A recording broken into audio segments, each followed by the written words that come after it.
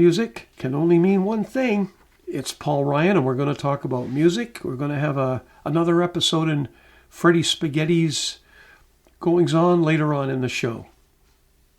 Last week I looked at how a song appeals to us. If it's hooky, memorable, has a great melody, and other elements, it might stick with us for a long, long time.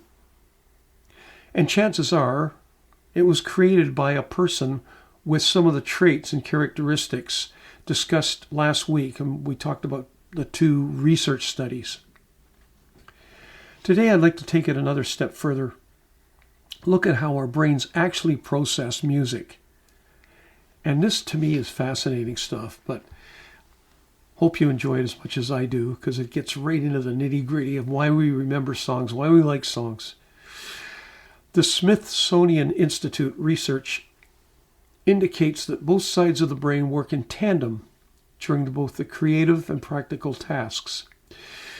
We used to believe that people were either right-brained or left-brained, the right being the creative side, processes information that is primarily visual and spatial, intuitive and holistic. It appreciates humor, digests emotions. It's random, it's diffuse, it's unspecific, and it understands figurative language. Meanwhile, the left brain is the more analytical side. It prefers boundaries, processes information that is primarily verbal, analytical, and mathematical. It likes syntax, it likes form. It is factual, literal, logical, and precise. Today we understand that both sides of the human brain work together during life experiences, not just one or the other. And so both are engaged when listening to music. So it must follow then that to be liked, a song must check a whole lot of boxes on both sides of the brain, right? In order to hook us, remember we talked about hooky last week, in order to be hooky, a song has got to engage the whole brain, left and right hemisphere. On the left side, the lyrics must make sense. It's got to have a consistent beat. The song moves. It's got to be focused. Right hemisphere. The song's got to feel good. It's got to appeal to the imagination or empathy. If we hear it a lot, maybe it attaches to our memory, into a place, an event, an emotion that we had when we first heard it. The song feels like an old friend. Summing up, when your total mind is engaged and the song appeals to both the left and right hemisphere of the brain, chances are you're going to enjoy the song. Here's another angle for looking at music we like. How about the reverse? Have you ever heard a song, or maybe a commercial on TV is more relevant, with music that you absolutely cannot stand? Nothing about it makes sense or attracts you. Sheila Davis, in her book Successful Lyric Writing, again, we went through that a few weeks ago, I think. She identifies a number of song killers, song murderers, I will say. Here are a few that you can possibly identify with. First, lack of focus. The song wanders, either musically or lyrically. It makes no sense. It feels cluttered, has no central theme or focus. What's it all about? I don't know. Hello, left brain, right? Lack of clarity. Some country acoustic music and folk songs are comprised of stories. If you hear one that has some jarring pronouns or confusing plots, chances are you're going to hit the stop button right off the get-go. The left side of the brain demands that the words move from line to line in sequence. When there's confusion or something is too strident, not good. A third area is if a song's not genuine. If the song feels phony, pretentious, or preachy, chances are you hit the stop button before it even gets to a chorus. To me, that's a big one. And finally, just plain out, old-fashioned, bad music. This is an easy one. If the music itself sucks, there's not going to be much appeal to the right brain, so you'll probably be disinterested right off the bat. Even if a brilliant rhyme or a lyrical piece is in there, it probably won't get a second chance. Am I right about that? Our featured song this week is called Just the Ravens Know. It's a song I wrote based on a true story. It's about Carrie Ann Brown, a 15-year-old girl who was brutally attacked. She was raped and murdered back in 1986 near a small town called Thompson, Manitoba. She was found in a clearing that is home to a flock of ravens. The case remains unsolved. So here's Just the Ravens Know.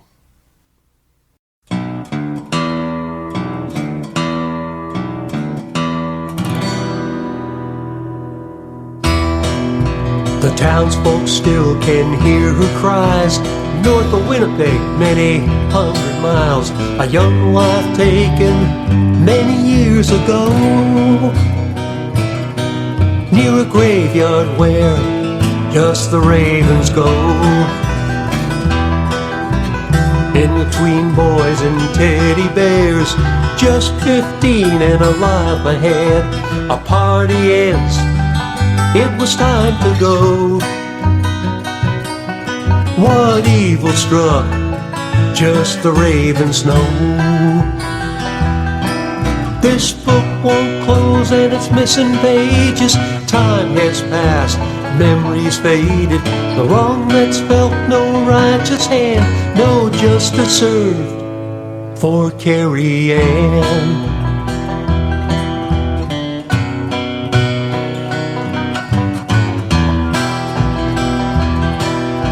The killer left a bunch of clues. Someone knows something, but they won't say who. A young girl's grievance just grows and grows, till the truth is told, just the ravens know.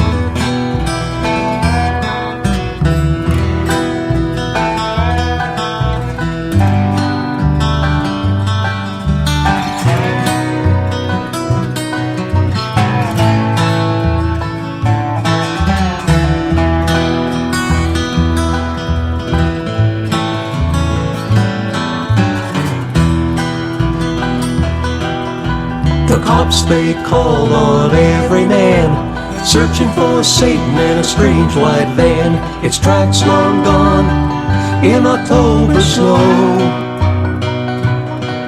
Who did this?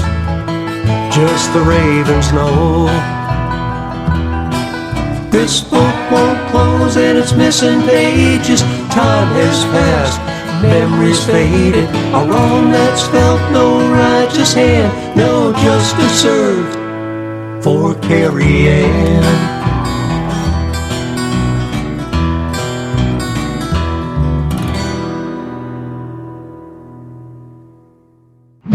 It's time now to take a look at what is going on in the musical life of Freddie Spaghetti. During last week's episode of the Musical Life of Freddie Spaghetti, Britt and Freddie were meeting at an ice cream shop. They're getting to know each other, and Freddie is feeling a bit more comfortable talking to this beautiful woman. As Freddie begins to drink his coffee, Britt initiates the conversation. Okay, so I have to ask, at the store, your card says Fred Barton Jr., but your email signature says Freddie Spaghetti. Oh, yeah, that. Yeah, that. He laughs. Come on, then. What's the story? Britt persists. Maybe later. Britt's steely glare suggests she will not take that as an answer. She rolls her eyes. Well? Okay, I just love spaghetti. Always have. In high school, there was a bet. My mom makes this most incredible pasta. It was my birthday, and we had a few of my buddies over. So Mom cooked up a huge batch of spaghetti, and everyone had a serving, maybe a bit more. I had 2 servings, and there was a bit left over in the bowl. I guess I was eyeing it, and my buddies began teasing me about how much I could eat at one sitting. The retelling of the story is making Freddie feel more and more self-confident. He sits forward now, laughing a bit, and places his face into his hands. Oh, this is embarrassing. Do go on. His story now has Britt's full attention. Anyway, so my friend said maybe 3 servings would be my limit. I'd explode after that. And I blurted out, nah, 5. 5? My buddy Jenks asks. I doubt that. Here's $10, say you can't do 5. So Jenks pulls a 10 bill, puts it on the table. Another guy, Sonny, he threw in 20. And someone else put down $25. Before you knew it, Mom's table was full of $5 and $10 bills. By now, Britt has finished her sundae. She's intrigued. But you didn't, right? Oh yeah, I sure did. A few nights later, we went down to the Italian restaurant. You know that one down there on Lancaster Street? Well, they had an all-you-can-eat Wednesdays. The deal was I'd win $75 and the meal for free if I could finish 5 helpings. If not, I paid the entire bill. You didn't. Oh, yeah. Yes, I did. I made the $75 and got a free meal out of it. That night it became Freddy Spaghetti, and it stuck. I was sick for a few days, but the name, it's been with me ever since. After the spaghetti story, the conversation meandered. Britt is studying to be a veterinarian. She loves animals, riding horses, and reading fiction novels. Freddy is becoming fairly good with his guitar and becoming tired of his job. They're going to do this again sometime soon. It was a good day. Check me out online. We're on most of the online record stores, so please check me out at Spotify, Apple Music, iTunes, and Shazam, Pandora, Tidal, Bandcamp, Amazon Music, Deezer, and others. On the social media side, I'm on YouTube, Facebook, X, Instagram, LinkedIn, and TikTok. You can find me at any of those. And of course, at the RyanTunes.com website.